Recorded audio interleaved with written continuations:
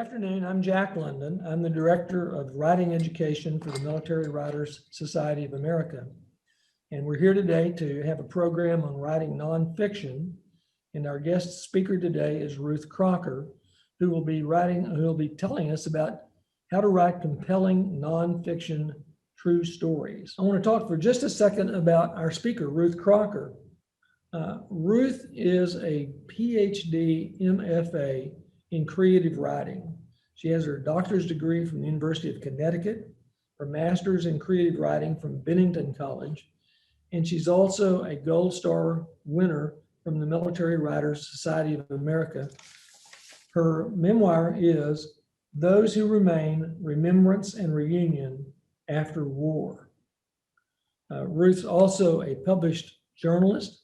Her stories have appeared in the Saturday Evening Post. They've appeared in the Gettysburg Review, and she is simply well received and well regarded.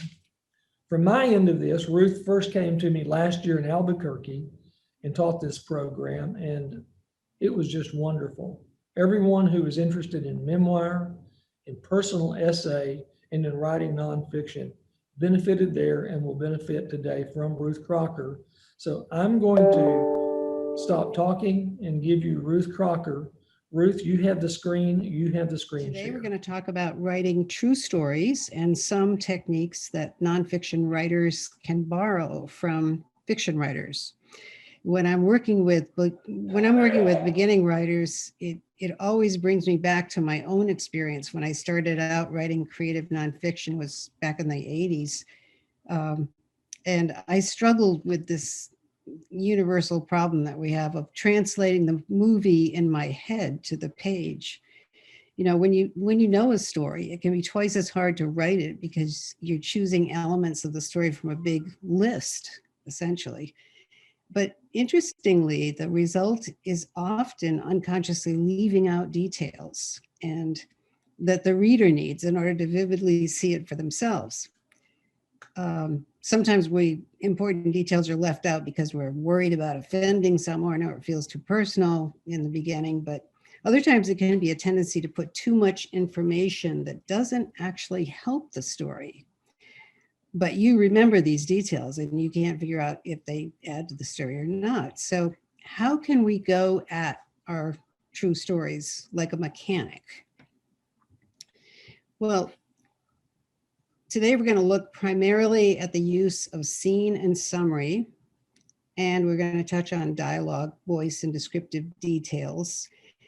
And these are the writing elements that are usually associated with fiction writing, but they are also absolutely essential in nonfiction writing. And as with all things in writing, you should write by instinct, follow your enthusiasm, but also familiarize yourself with your choices. Specifically, what choices are you making and why in terms of these elements of craft? So these are the major types of nonfiction writing. The common factor in all of them is that they involve telling true stories about actual events. And some of these involve different storytelling techniques than others. For example, if you're writing a history of World War II, there's obviously going to be a good deal of narration or telling of events in chronological order, but there'll also be moments where time needs to slow down and you need to linger in real time on something that happens. And this speeding up of time and slowing down in places is a choice made by the writer called pacing to keep the reader with you and interested in what you're writing. And pacing is a balance between scene and summary. And I was trying to think of some, visual illustration of this whole thing about scene and summary. And another important element in that is how it expresses time, because a scene takes place in a moment. It's an immersion in something. And of course, summary is covering a longer period of time. And I was thinking about, I visited the Infantry Museum in Fort Benning a couple of years ago. And when you enter, you walk up a ramp and a door opens. and you immediately see a recreation of a Revolutionary War battle on both sides of the walkway. And then you continue on this ramp. And all of a sudden you're walking through the War of 1812, then the Civil War, then World War I, World War II, Korea, Vietnam. And it all happens in about 5 minutes. But you experienced a summary of every war the infantry has participated in since the country began. And then you go upstairs. And as part of another summary of events, there's a point where you see a door marked, it's Vietnam experience or something like that. And you open the door and suddenly you're in darkness. You're surrounded by jungle, heat, humidity, sounds of gunfire and voices, and even the smell of dried fish and wet clay. And you are immediately immersed in a scene, a moment that's so vivid and real, where time just slows down, that some of the people that I was actually visiting the museum with couldn't stay in that room. And so how do you do this in your writing? Well, first of all, you need to have a story out of your head and on the page before you can work with mechanics of writing. Stories are like squirrels. They can live in your attic for a long time before you fully acknowledge they're up there. And eventually they start chomping and scurrying around so loudly that you say, okay, time to get you out and on the page. And you have a situation. You have that's what those stories are often in your memory, is a situation. And that you realize it needs to be a story. So these situations that you can have in your head that are potential stories, some writers refer to these as starting with a hot spot. It's some remembered moment that is essentially a scene, but you're not sure how it will become part of a story. So you can even start with just a snatch of remembered dialogue that rattles around in your head, and you don't know what it will ultimately turn into. I had that experience. My younger brother died in 1989 of a sort of rare kind of cancer, and I was with him for during his last hours. And his last words to me were, he was very coherent. And then all of a sudden he got this foggy look and he said, I've been trying to dial 1954, but I can't get through. And that was it. And I was so stunned by that, just that fragment of, I said, what do you mean, Sam? What? But he was in a coma. And so I wrote that down. I mean, somehow I had the wherewithal to do it. And that piece of dialogue I took out for several years and tried to expand it into something. And I got it up to a page. And finally, it ended up actually being an essay that was published, and the dialogue was in there. But it was amazing how it started from that fragment. So we're going to start out first with how to find or source a story. One of the grueling stages of writing is just getting it down on paper the first time. So I would say first, just sit down and one fell swoop, write out what you think is the entirety of this story. If you remember any moments where there are conversations, insert any remembered bits of actual dialogue or what you surmise might have been said. And the things you recall in this kind of info dump are often the hot spots.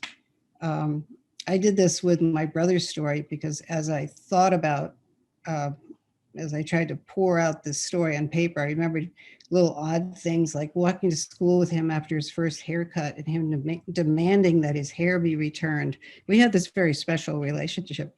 Another way you can do this kind of information processing is this exercise I call a writer walked into a bar technique.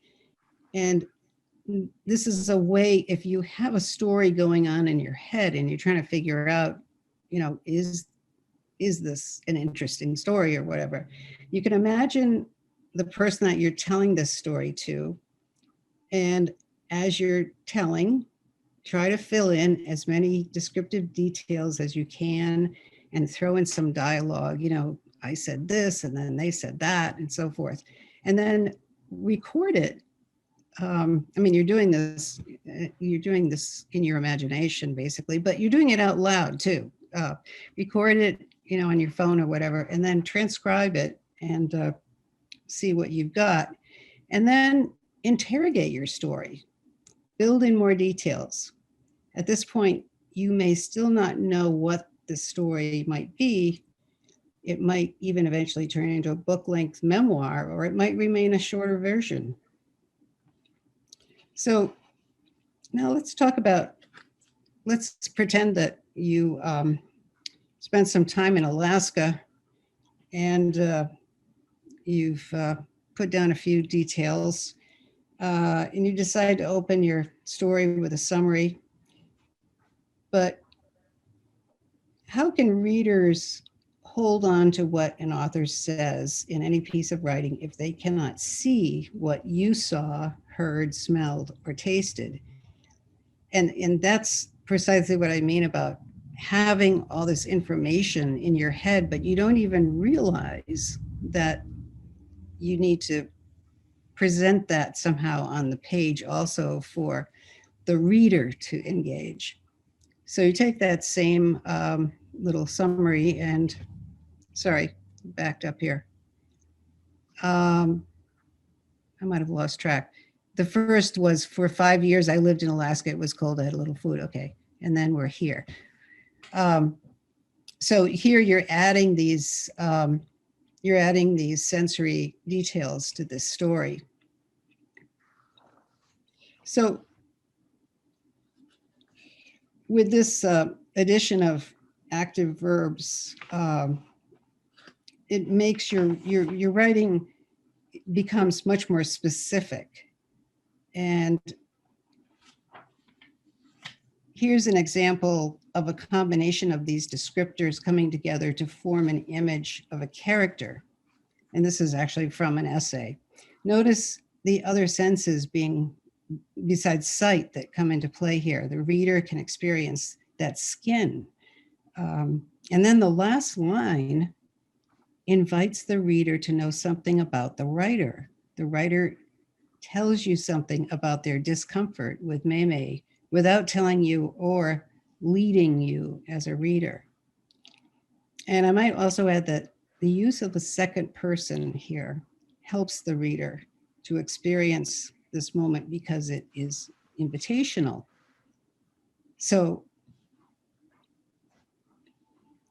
how do you remember or dredge up these details that allow the reader to experience what you remember?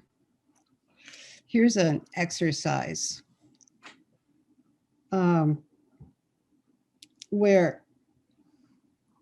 which helps with this problem of, you know, not being able to see the trees for the forest.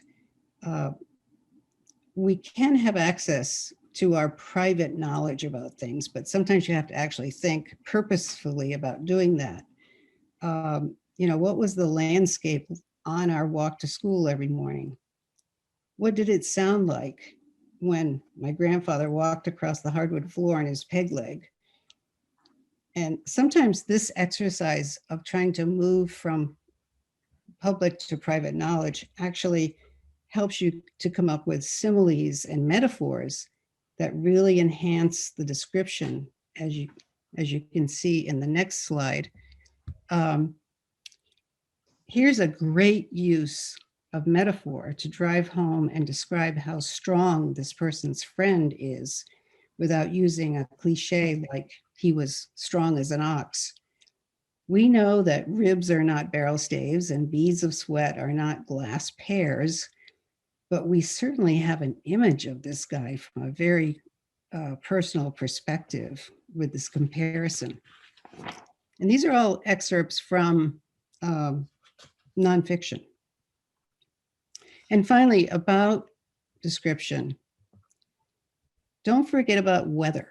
There's always some kind of weather going on, even if it's the ubiquitous sunshine in the Caribbean. Think about unique ways to describe the way you experienced weather and temperature that go beyond just thermometer readings and soft breezes. I mean, maybe your uncle's funeral was 100 degrees and humid. Think about how other people at that event looked in that heat. Maybe someone in a black suit turned pale and slumped against a tree. So let's talk a little about scene and summary following description. As I said earlier, the balance of scene, which are snapshot moments, and summary, the passing through a stretch of time, form the rhythm and the flow of a piece of writing. And this is where the writing really becomes personalized. Some writers will tell a story with scenes and some will use pure narration. There's no right or wrong way, except that both require the use of active verbs and vivid description, and the writer understanding what choices are being made all the time in the storytelling. So in terms of summary by itself, which is the telling or the explanatory writing, you can convey a lot of information quickly, but the downside of summary is that it can be boring. So you make your summarizing interesting by cutting unnecessary words, varying your syntax and sentence length, and using vivid, even startling, but apt comparisons, kind of like the comparison between the glass hair droplets and the sweat droplets.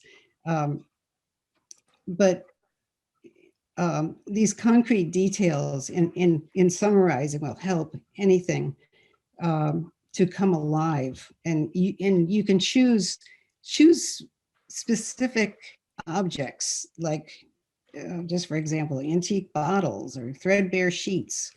The more tangible, the better as relates to what you're writing about. So here is an example of a summary. And you can see here that this summary spans decades, actually. We could never convey all this information in a scene, but in this summary, there's a liveliness and even humor used to describe this relationship between this mother and son. So size of scenes and what space do you apportion to scene and summary in your work? Most scenes in fiction and nonfiction are less than 2 pages long. And in nonfiction, they're often quite a bit shorter, because if you have a scene that goes on for 2 or 3 or 4 pages, it begins to suggest that you're inventing something, because it's really difficult to hold an actual scene from your memory for that, to recreate that. So go for shorter scenes. Scenes early in a book or a long essay tend to be shorter than scenes later in the same text. And generally scenes where there's dialogue don't provide much background information, but if they're well written, they are enormously entertaining and make people and their conflicts and issues seem vivid. They also slow time down. Think about a piece of fiction like Twilight. If you flip through the pages of a book, it's 80% scene. We don't see this in nonfiction, but you can see the benefit of creating some scenes for perhaps 20 to 30% of the book or essay. And I put this photograph here because photographs are also a great way if you're going back and trying to recreate something, especially an essay or in a memoir. Old photographs or photographs of whatever time period it was are very helpful in in focusing you in to imagine what these people were really like and what they might be saying to each other. So here's an example of a scene that has no dialogue. This is the opening paragraph of Cheryl Strayed's memoir about hiking the Pacific Coast Trail, the one that was made into a movie, and I can't remember the name of the actress, but someone will. And this is a scene because it's a precise moment in time, and it's a great example of a moment that doesn't actually introduce any characters or have any dialogue. Strayed could have told us that she lost her boot in a summary of her experience, but by opening the whole story in a scene, she's showing us how high up she is in terms of being on this mountain, and she's also showing us immediately how impossible it would be to retrieve the boot. And following this opening paragraph, she actually goes back into summary and she goes back in time and is talking about how she got there and the relationship between her mother's death right before she took this hike, and for about 80 pages, you don't find out what is going to happen to her because she lost one boot way up on the top of the mountain. But scenes are wonderful at pinpointing behavior by showing these specific details and elements of the story that would get lost. This moment would get lost if you included it in kind of a summary. So here's another example of a scene which is actually from a historical work by, this is Lojval received a Pulitzer Prize for this book. It's an amazing history of the Vietnam War. And this is a scene very early in the book where he's talking about Charles de Gaulle. And how he created this scene was by actually using the description of someone else that he had discovered in his research. And in the book itself, Lojval goes all the way back to the birth of Ho Chi Minh in 1895. So he's obviously covering huge swaths of time. But in order to avoid the tendency to recount the story as a narrative summary, he inserts moments like this that stop time and allow the reader to see Charles de Gaulle at this moment. And this is the moment in 1940 when he is largely unknown and he goes to London to meet with Winston Churchill and give a 4-minute speech over the BBC to galvanize support for France. So it was a crucial moment that, in fact, in actual time, there weren't that many people who heard the speech or knew anything of Charles de Gaulle. But it's crucially important in this history of the Vietnam War. So let's go back to looking at telling and summarizing. So how do you choose when to tell and when to summarize? Here is someone describing his relationship with his mother, and it's a perfectly fine summary of their relationship. But you don't see this mother and son in this rendition. By adding some dialogue, which you can recall the tone of the dialogue. If I was the son who's writing this story about his relationship with his mother, you can really see for yourself now what this relationship was like. And when you're recreating this kind of dialogue, I mean, it doesn't have to be exactly the words that you and your mother spoke, but you're representing the emotional truth of this moment. And this is much more engaging than the previous summary. Okay, so I think the other thing that I'm going to finish up with this point about read, because actually our fearless leader, Jack, has written a great book on fiction. And I read in his book about how important it is to read the work of others and to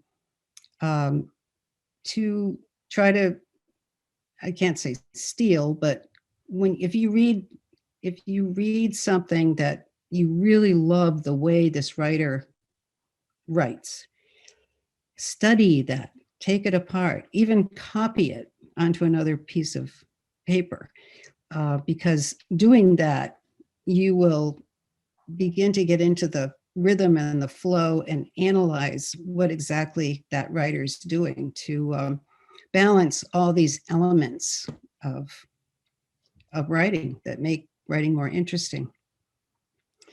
I'm going to open it up for questions in a second, but speaking of reading, we started in the beginning talking about Annette's book, who is with us here, and she's written this really wonderful, unique account of the Vietnam War and its aftermath, which is entitled Combat and Campus, Writing Through War. And this, you can write a memoir in almost any form. And her book is a great example of creatively approaching how to write to a very important time in our history. And she's combined the letters written by her brother from the war during 1968 and 69 with poems that she wrote about her own experience during the same time when she was a student on the UW-Madison campus in Wisconsin. And it's also interspersed with a narrative about the war as experienced in Vietnam and at home. And I highly recommend her book. And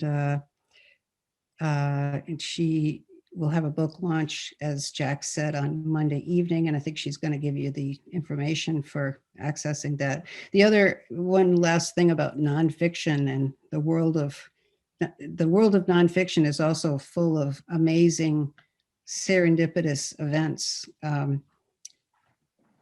Annette found me on the internet because of my memoir, which was about my husband who was killed in Vietnam in 1969.